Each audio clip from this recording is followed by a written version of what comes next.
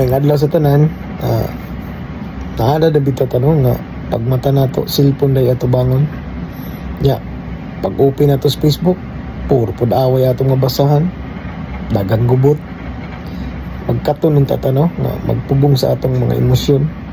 Ya, kabalutang magpugong sa dili ta mo react dayon ba? Kay mo gani makaingon makita tag gubot, dili maayo. Pait kayo. So ato sa shoutout atong sang amiga diya sa Samungita, kanina sa babaw, shoutout mo diha. Amping lang kanunay.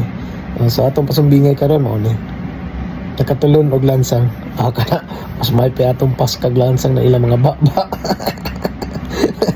So unsa kang numeros lansang nang nakaon na ni. So please comment agad ta sa ubos. Puro rasin niya nato. Love na ta, love no hate. Ba? God bless mga kaugmadam lang sa akong usbon. Nakatulon og lansang sa amping ta kanunay. Padayon ta sa kinabuhi.